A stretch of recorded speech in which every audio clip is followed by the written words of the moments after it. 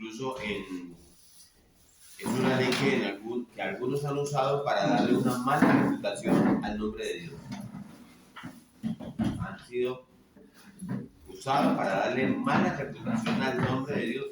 Es una ley que se ha visto en la mayoría, incluso de los cristianos, como una ley severa de un Dios que es rígido, y un Dios psicorrígido, juzgador, cuando esta ley es todo lo opuesto de lo que parece ser. ¿Hay unas sillas allí? Allá vienen las sillas. Creo que los que nos ayudan el sábado, los sábados para tocar la música. Hay que traer otra mesa. Sí. Pero bueno por eso. Ojalá los problemas fueran así. Entonces, ha sido así considerado como que este es un Dios rígido y juzgador, cuando la ley es todo lo opuesto de lo que parece ser. Esta es una ley que no está separada de la gracia de Dios. Es una ley misericordia.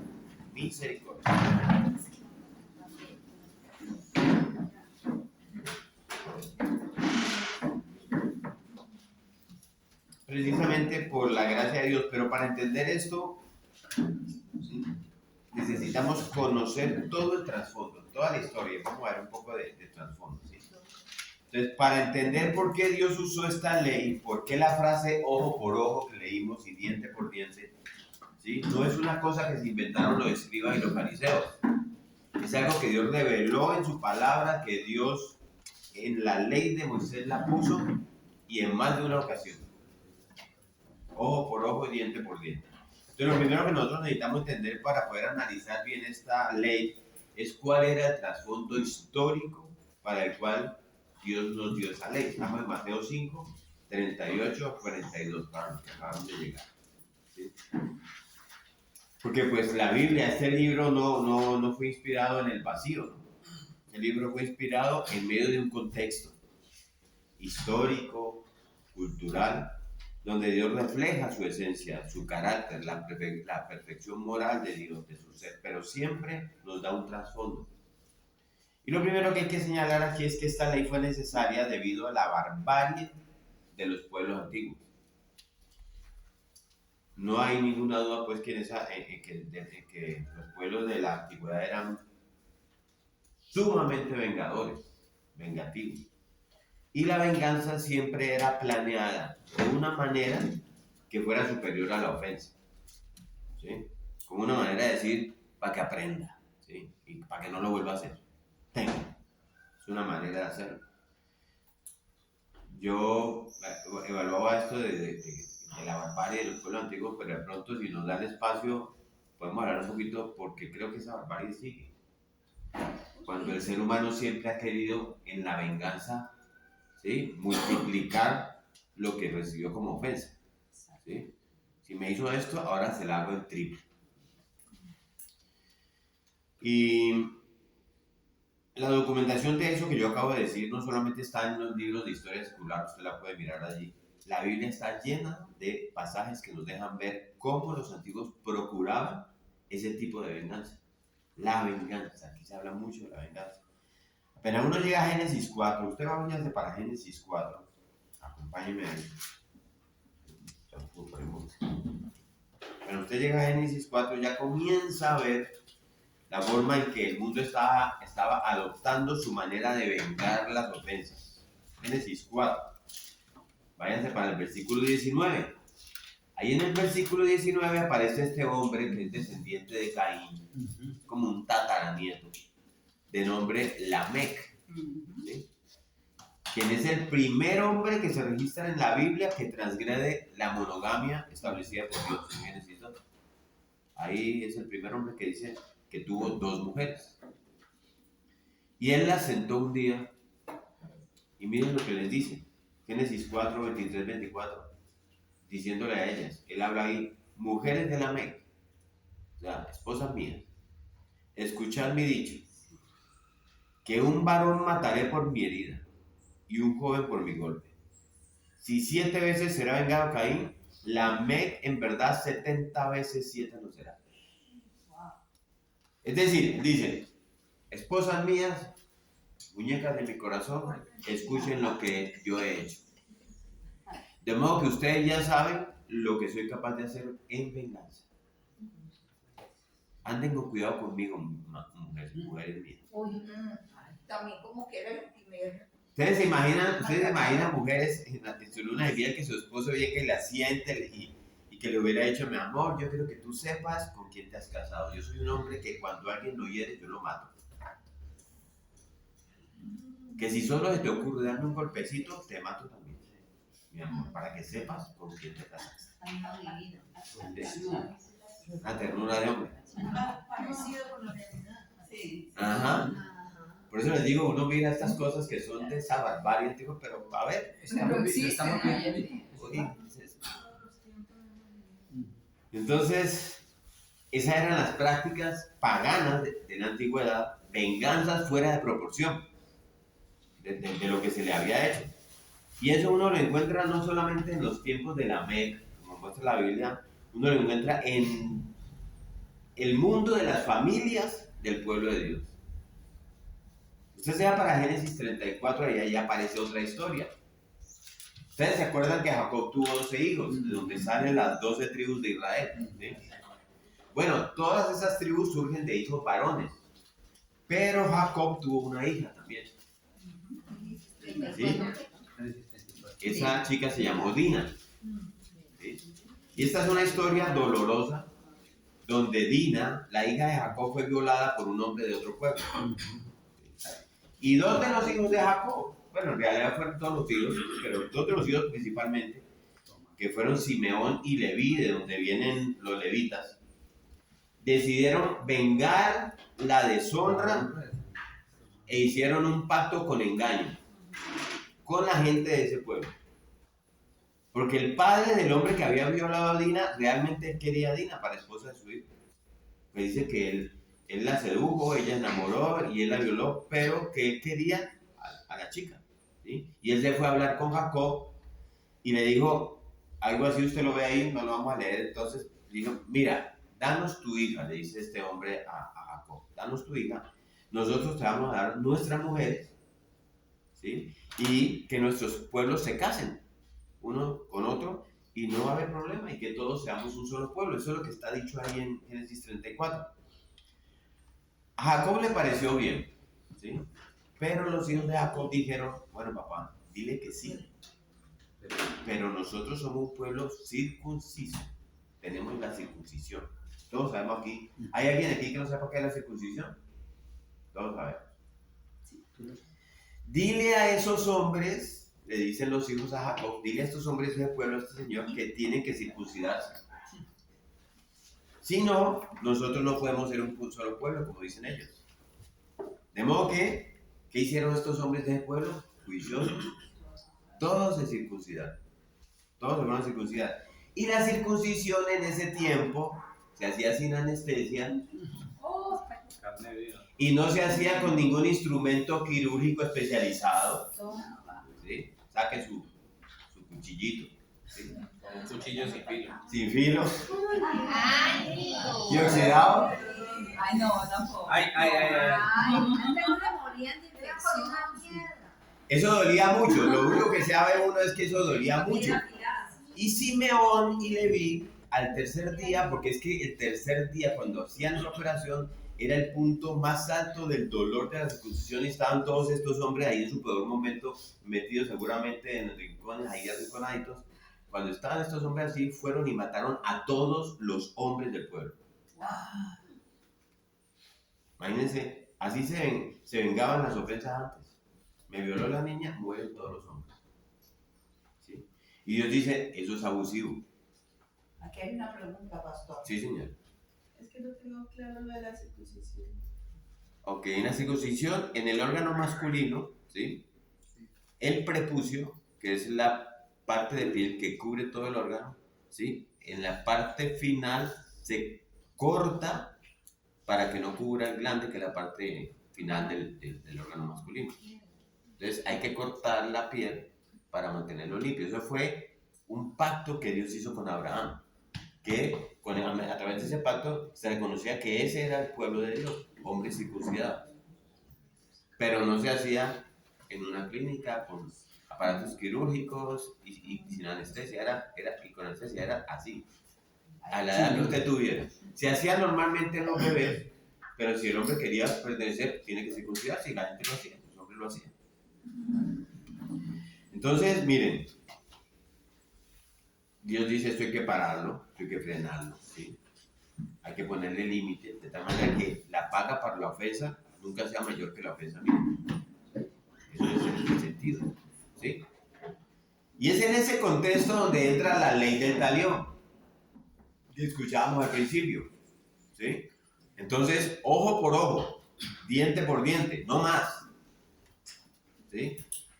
Y encontramos a Dios ahí entonces legislando a través de Moisés en Éxodo 21. Ahí sí acompáñenme a Éxodo 21, que es el segundo libro de la Biblia. Para que les quede fácil, el 21 está ahí despuésito del 20. Y antes del 21. Éxodo 21, del 21 al 24. Miren lo que dice Éxodo 21, del 21 al 24. Dice, si algunos riñeren, ¿sí? ¿Están ahí? Sí. E hirieren a mujer embarazada y ésta abortare, ¿sí? Ese es el único texto. El único texto. Es el 22. 22. Éxodo 21, 22. Éxodo 21, del 22 al 24. Si algunos riñeren e hirieren a mujer embarazada y ésta abortare. Les decía que este es el único texto que aborda directamente el tema del aborto en la Biblia, ¿sí? Y que nos deja ver aquí que Dios consideraba al feto literalmente como ser humano vivo, como una persona, como un ser humano, no como dicen hoy los abortistas, ¿sí? Y si ésta abortare, me siguen ahí, pero sin haber muerte, serán penados conforme a lo que les impusiera el marido y la mujer y juzgaren los jueces. Eso nos deja ver que esto es un sistema que no está supuesto a ser administrado por las personas. Es decir, la MEC no debía haber vengado su propia sangre. Son los jueces. Yo no podría vengar la sangre de mi hija Dina, de mi hermana Dina, por ejemplo, por su violación, porque yo tenía que ir a los jueces y dejar que los jueces, haciendo uso de la ley del talión, entonces pudieran administrar justicia. ¿Sí? ¿Me siguen ahí? Entonces Dios continúa allí, síganme, estamos leyendo. Si hubiera algún daño, dice el versículo 23, por ejemplo, que muerte, si hubiera muerte, entonces pondrás como castigo ¿qué? Vida por vida, dice ahí, ¿cierto? Mejor dicho, Dios está diciendo, si el feto pierde la vida, quien le dio muerte, ha de perder la vida, vida por vida. Versículo 24, díganme ahí, dice, ojo por ojo, diente por diente, mano por mano, pie por pie, quemadura por quemadura, herida por herida y golpe por golpe. Pero no más. No, hasta ahí nada más. Hasta ahí no. No dos por uno. No, por uno. Una cosa por la otra. ¿Sí? Eso nos ayuda a entender cómo es que esta ley es una ley que de verdad, al contrario a lo que alguien puede decir, eso es rígido, es más bien una ley misericordia.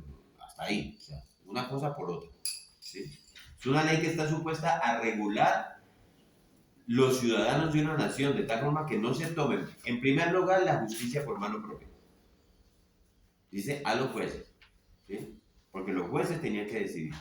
Y en segundo lugar, que la paga nunca sea mayor que la ofensa. ¿Sí? Ahí estamos con la ley del talión. Entonces uno vuelve a encontrar esa ley expresada ahí, ese ojo por ojo, diente por diente, en Levítico. Vámonos a Levítico 24 para que ustedes vean todas las veces que Dios lo coloca ahí. Levítico es el siguiente libro. Levítico 24, de los versículos 19 al 20. Valen preguntas, ¿no? Levítico 24, la que sea, 19 al 20. Mire cómo dice.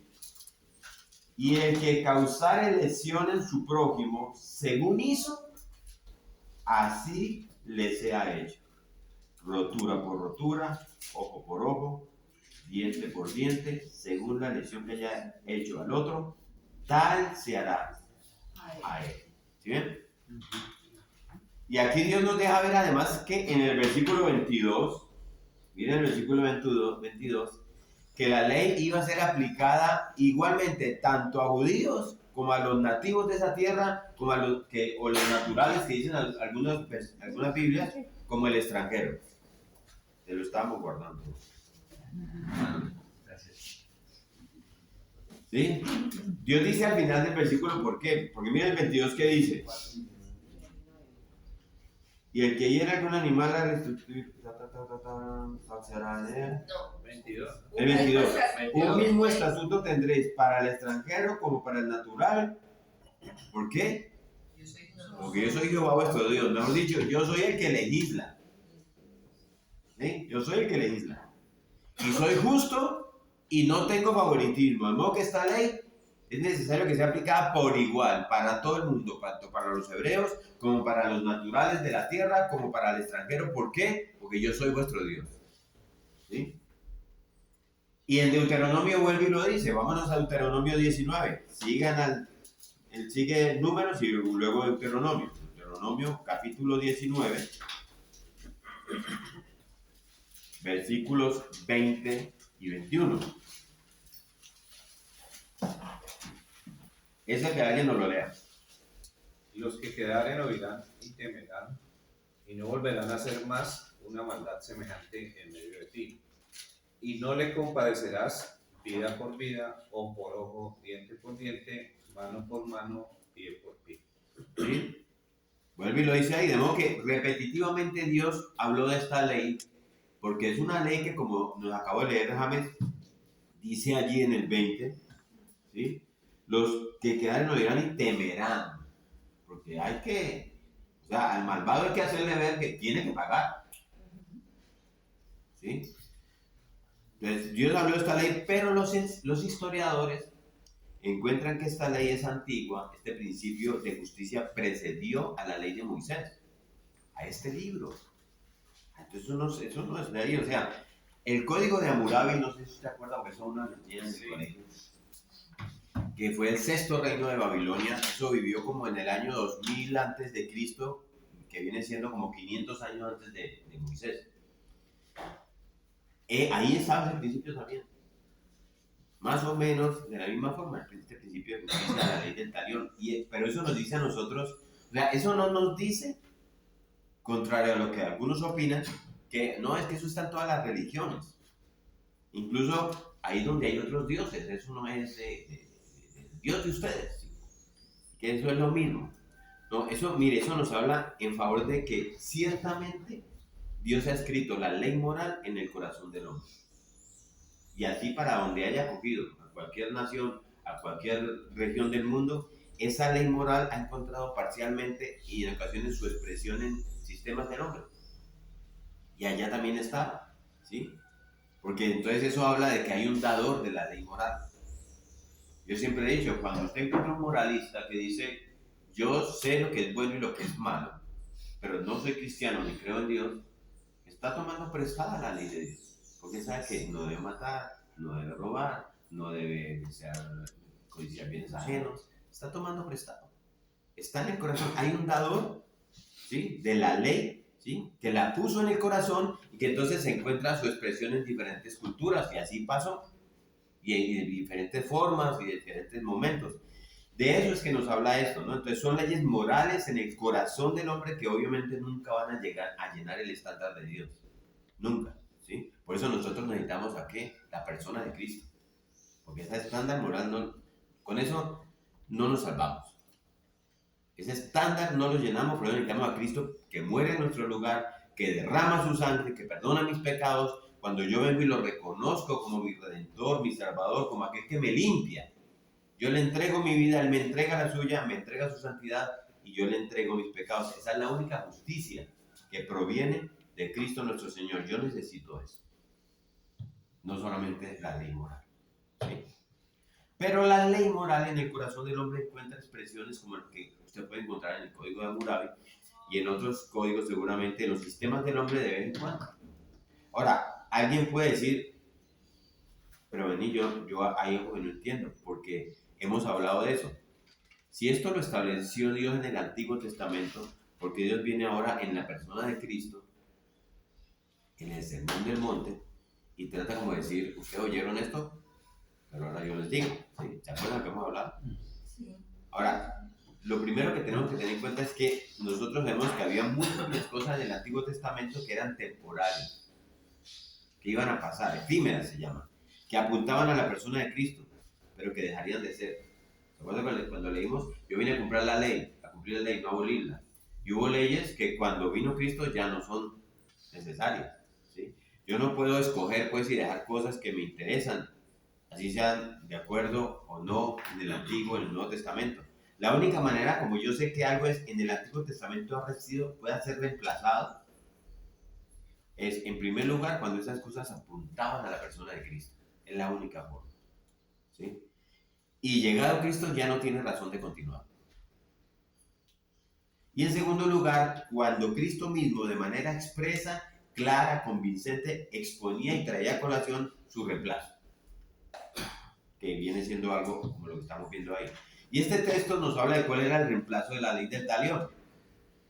Y no es un reemplazo propiamente, porque vamos a ver que una cosa es la ley ejercida por los jueces y otra cosa es en tu corazón cuál es la respuesta por la venganza. ¿Sí? Vamos a hablar de venganza.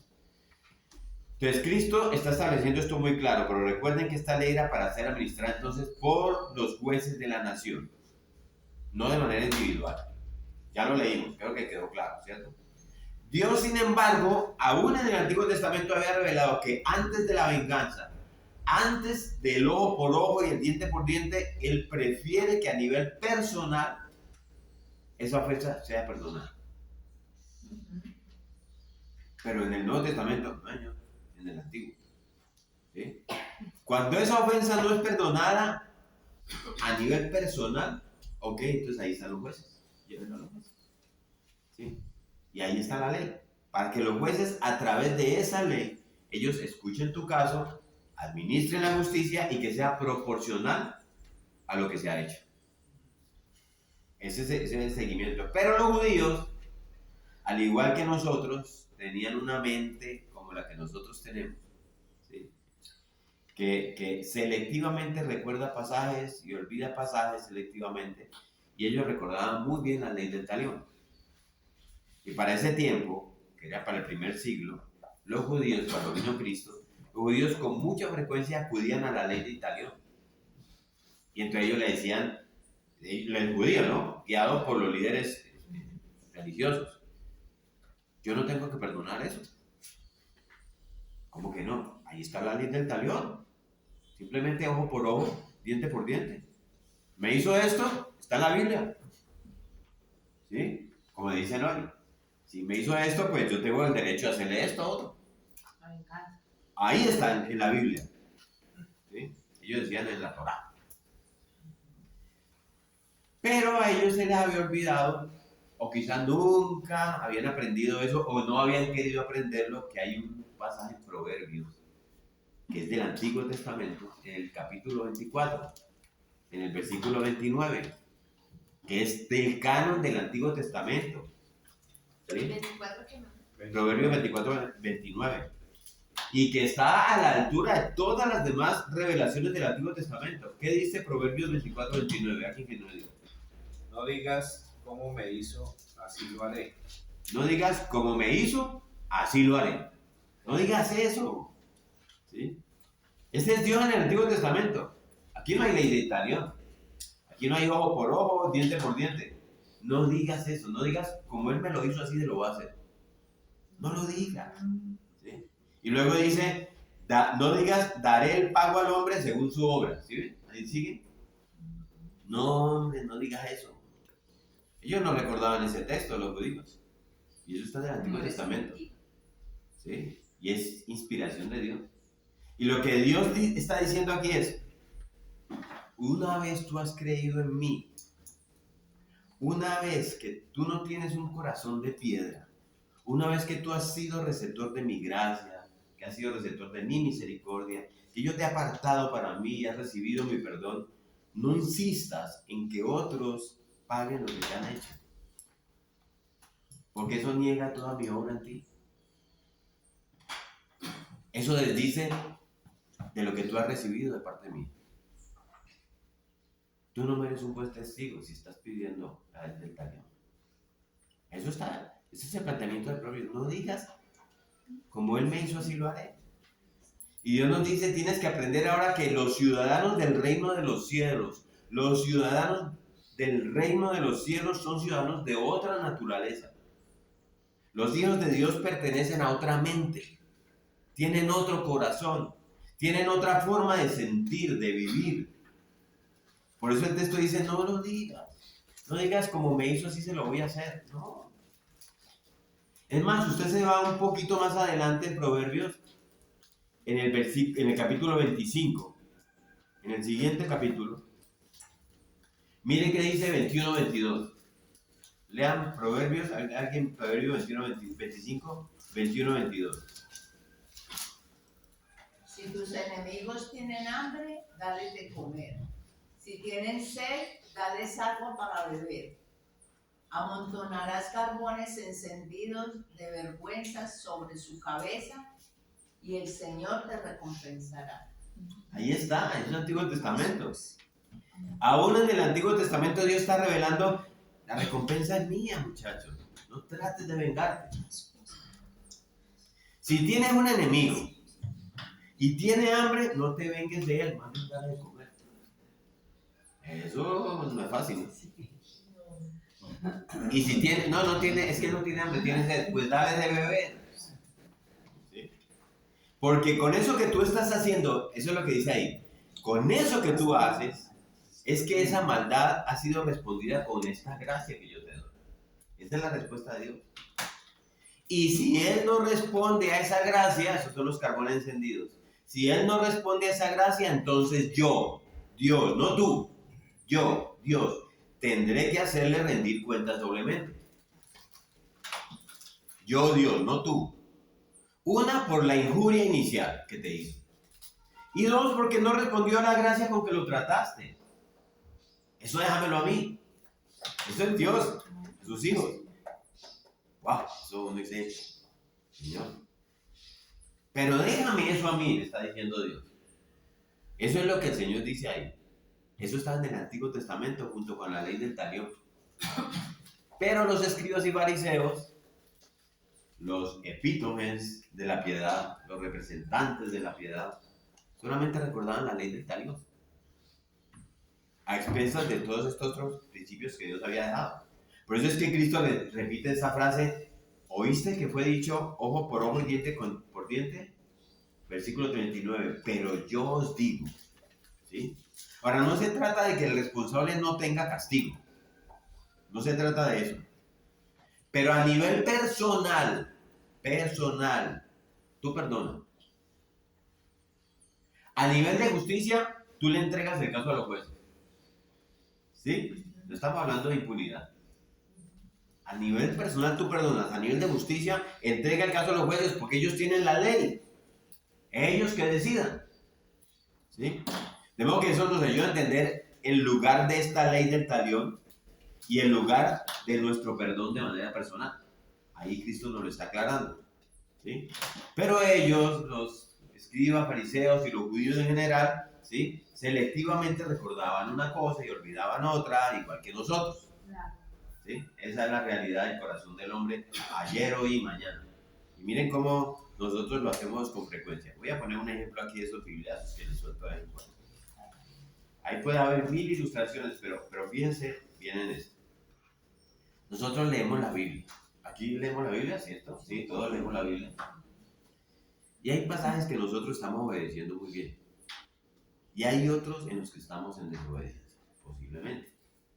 ¿Sí? En los que estamos obedeciendo muy bien, eso lo recordamos. Eso no lo sé, ¿sí? Pero como los estamos obedeciendo muy bien, somos muy sumamente severos con aquellos que no están cumpliendo con esos principios. Que yo sí estoy cumpliendo. ¿Sí? Pero hay otros con los que yo no cumplo, otros que yo no lleno. ¿Sí? Esos principios a mí me olvidan. Selectivamente algo pasó en mi mente y se me olvida. Y cuando alguien me lo señala, yo tiendo a minimizar eso. Sí, tienes razón, está bien, pero no. Y entonces desvío la conversación a los que yo sí estoy cumpliendo, ¿no? Pero mira que yo sí, por ejemplo, si yo estoy cumpliendo con diezmar, ¿sí? Entonces yo soy muy severo cuando alguien está diezmando. Y voy con la Biblia, ¿sí? Pero a lo mejor yo soy un fiel diezmador, pero maltrato a mi esposa. Y en la iglesia soy un fiel diezmador. Pero yo no veo eso. Yo estoy viendo mi cumplimiento fiel del diezmo. ¿Sí? Yo sí veo el diezmo que yo cumplo, pero no veo lo otro que no cumplo. Y cuando ese otro está obedeciendo en áreas donde quizá yo no estoy obedeciendo, entonces yo no veo su obediencia. ¿Sí? Yo solamente veo la desobediencia de esa persona en las áreas en las que yo creo tener todo bajo control. Eso es nuestra mente selectiva. ¿Sí? Igualito a los fariseos. No se traten como fariseos, pero ahí tenemos algo parecido. El corazón del ser humano, que hemos hablado del Sermón del Monte. ¿Sí? Tenemos la misma mente selectiva, el mismo corazón selectivo, tenemos los mismos corazones de la gente del pasado. Aquí mezclo un poco con Génesis, no somos descendientes de los monos, somos descendientes de personas como nosotros que tienen el mismo corazón. Y Cristo vino a enderezar eso, todo eso que ellos habían torcido. Y esta es la aplicación del entendimiento de la ley del talión. Y puede que alguien aquí pueda estar pensando, bueno, eso que acabo de explicar ahí el pastor de que somos selectivos, que vemos en otros la desobediencia, eso a mí no me pasa. Yo soy muy objetivo, la verdad, yo nunca he visto a alguien así. Bueno, si está pensando es que está haciendo eso. Sí. Pero no lo ves, pero todos lo hemos hecho alguna vez. Todos lo hemos hecho. ¿Sí? Esa es la realidad de nuestro corazón. ¿Sí? Entonces, versículos 38 y 39, volvamos a Mateo 5. Versículos 38 y 39. Oíste que fue dicho ojo por ojo y diente por diente. Pero yo os digo, no resistáis al que es malo. Antes, a cualquiera que te hiera en la mejilla derecha, vuélvele también la otra. ¿Sí? La enseñanza de aquí en adelante está en el versículo 39. ¿Qué dice? Pero yo os digo, no resistáis al que es malo. ¿Por qué Cristo dice eso? Porque de aquí en adelante lo que sigue son 4 ilustraciones de cómo no resistir al que es malo. ¿Sí? Pero esa es la enseñanza. Y nosotros tenemos que encontrar en nuestra vida diaria, en nuestro diario vivir de hoy, ¿sí? Cómo es que esa resistencia no debe hacerse contra el malo, contra aquel que es malo. Eso es lo que Cristo nos está diciendo. ¿Sí? Esta no es una prohibición a la defensa propia, ¿no? No es una prohibición. Si alguien te agrede, no. Porque esto no es tanto en contra de la defensa física, sino en contra de la venganza. Estamos hablando de la venganza. ¿Sí? Entonces, el tema en esta parte del Sermón del Monte, ¿qué es? Es la venganza. Se trata de la venganza que hay en tu corazón y en el mío. Ahí está. Tenemos eso guardado. ¿Sí? Entonces, Cristo nos va a ilustrar ahora cómo yo no debo vengarme. Y Él va a usar 4 ilustraciones que ellos podían entender allá los judíos porque eran prácticas comunes en ese tiempo. ¿Sí? Y luego nosotros vamos a nivel personal, al día de hoy, tenemos que encontrar cuáles son las aplicaciones en nuestras vidas hoy. Entonces, la primera es que si alguien te hiere la mejilla derecha, ¿qué dice? Vuélvele también la otra. Cristo no se está refiriendo al golpe físico, aunque puede incluirlo. ¿Sí? Eso es más una ilustración de algo que ellos conocían muy bien y que Él les está diciendo, cuando pase eso o algo similar, no te vengues, no te vengues, ¿sí?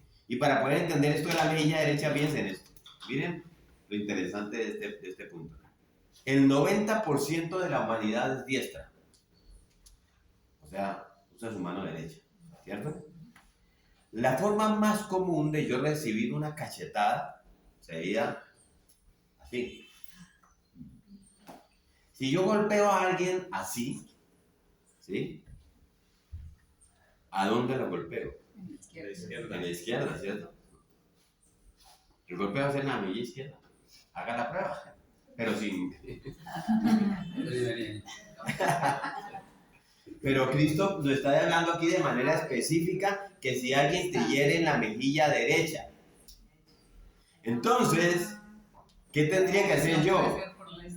Tendría que golpear de otra manera, con el dorso de la mano. Si alguien te golpea en la mejilla, así sí le pego en la derecha. ¿Sí? ¿Bien? En Israel y en algunos países hoy, golpearte de acuerdo con el Mishnah. ¿Sabemos qué es el Mishnah? No. Había una tradición en los judíos, ellos traían tradiciones orales. Todo lo decían los fariseos, los escribas y todo se decía. No se leía mucho, no se leía. ¿Por qué? Porque la gente era analfabeta en ese tiempo. Solamente los escribas y fariseos eran los conocedores de la ley. Como ellos no leían, todo era tradición oral y ellos escuchaban lo que los fariseos y escribas decían. Eso pasó y pasó el tiempo de Jesús y se acabó Jerusalén y pasó el tiempo. Y los judíos en algún momento, ¿sí?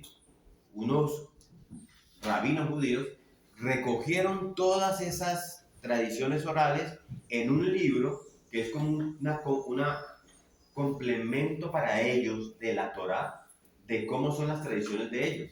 Entonces, la tradición judía, escrita en un libro, eso fue como en el siglo III después de Cristo, la recopilaron, en la Mishnah habla de esto. Y hoy día para ellos es muy importante, de pronto hasta para algunos más importante que la misma Torá, que es el Antiguo Testamento. Como en el caso de la católica es más importante el misal que la Biblia, por decir algo. Entonces, en la Mishnah, ¿sí? Dice que pegar con el dorso de la mano es la peor ofensa que usted puede hacer a un judío. Golpearle con el dorso de la mano. ¿Sí? Es más, el otro ni siquiera tenía que golpearte para ofenderte, solamente con señalarte. Eso es una ofensa que estás deseándole lo peor de la vida a esta otra persona. En Irlanda dicen que, por ejemplo, también hoy en día, cuando alguien quiere insultar a otra persona, de la peor manera solamente tiene que hacer esta seña. Como diciendo, aquí te la doy, esta mano es pavo. ¿Sí? Eso es como decirle basura. Voltea la mano así. En nuestro argot es como decir otras palabras, ¿no? Que la gente usamos, ¿sí? Sí, eso es como decirle eso a alguien. En la cultura americana hay otras señas que se hacen con la mano, ¿sí? Para ofender a otros. Nosotros la hemos copiado muy bien, porque en eso somos rapidísimos, ¿sí? Y se ha visto personas pelearse cuando esta seña aparece, ¿sí? Entonces, eso es más o menos lo que significaría golpearte con el dorso de la mano. Y lo que Cristo está diciendo en pocas palabras es, si alguien comete la peor ofensa contra ti, tranquilo, permanece en silencio, como si la otra mejilla también estuviera expuesta. Qué duro. Déjame a mí la venganza, porque no es impunidad. Déjame a mí la venganza, yo te voy a recompensar.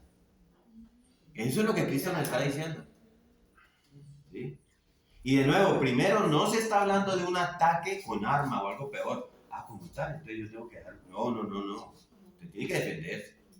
Se refiere a una bofetada que tipifica una ofensa. Y segundo, no es tanto un tema de un ataque físico, aunque puede incluirlo. Recuerden que Cristo fue golpeado cuando estaba siendo procesado. Y no puso la otra mejilla. ¿Y cuáles fueron sus palabras? Usted vaya hacia Juan 18, Evangelio de Juan 18, 23. Él no puso la otra mejilla. ¿Por qué me pegas? ¿Sí? ¿Cómo es que la cita, Rodolfo? Juan 18, 23. Juan 18, 23. Grábesela ahí porque esa es la respuesta de Dios a la ofensa. Si he hablado mal, testifica en qué está el mal. Y si bien, ¿por qué me golpeas? 23. ¿Sí? Y eso fue todo lo que Cristo hizo. ¿Sí? No hubo ninguna defensa, ni colocar la otra mejilla, como decir, golpéame aquí, no se trata de eso. Hubo simplemente un cuestionamiento de la razón por qué me golpeaste. un ratico antes de esta situación, un momentico antes de esta situación, cuando vinieron a apresar a Jesús, Pedro saca su espada, le corta la oreja al siervo del sumo sacerdote, y Cristo no solamente sanó al siervo, sino que él le dijo a Pedro: Pedro, vuelve a guardar la espada en la vaina, como se llama eso. Y le dice: basta ya, ya, Pedro.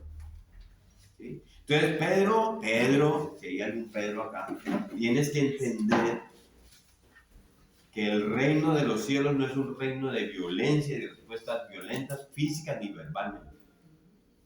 El reino de los cielos no es un reino de ciudadanos autodefensores. El reino de los cielos es un reino de ciudadanos con un corazón conforme al corazón de Dios, que reflejan su bondad, que reflejan su misericordia y su carácter perdonador. ¡Wow! Pero eso Y el también, Marcelo. promueve, digamos, un carácter del cristiano fortalecido. Es que en un principio, le digo porque cuando yo estaba muy pelado, pues que iba a la iglesia, era más o menos así: no, vea, es que usted tiene que poner la otra mejilla, y como que déjese hacer todo lo que quiera y déjese pasar por encima, ¿cierto? Porque es que usted es evangélico. Pues, y eso ese era un inconsciente colectivo, digamos, en la iglesia, pues hace unos 30, 40 años. Y Jesús realmente exigió de alguna manera en su pregunta justicia. Es decir, si usted me está pegando, ¿cierto? Por favor, dígame qué hice, pues para ver si me merezco el golpe. Y si no, entonces, o sea, ¿por qué me estás pegando? Digamos, de alguna manera es tener un carácter frente a cualquier situación que a uno le pase en la vida diaria como cristiano. A mí me gusta mucho, y ahorita lo vamos a ver, gracias por este aporte, ahorita lo vamos a ver. A mí me gusta mucho lo que hablamos en el Sermón del Monte cuando hablamos de la mansedumbre. Porque, ¿qué dijimos de la mansedumbre? Que es poder bajo control. Poder bajo control. Es mansedumbre. La persona no pierde su poder, no pierde sus capacidades, no pierde su cabalidad, su dignidad, pero tiene el poder controlado y sabe manejar así. Ese es el cristiano. Es el cristiano, pues tiene que ver con el dominio propio. Es un tema de mansedumbre, porque a veces creemos que ser manso es igual que menso, como dicen por ahí, ¿no? Con el chapulín colorado. Pero se trata de eso, ¿sí? De mantener el control. Y ahorita vamos a mirar ese. ¿Alguien más levantó la Más mano? para acá. No, era yo. Aquí con respecto a lo de la venganza de Dios lo confirma en Romanos 12, donde dice, pues en el 18: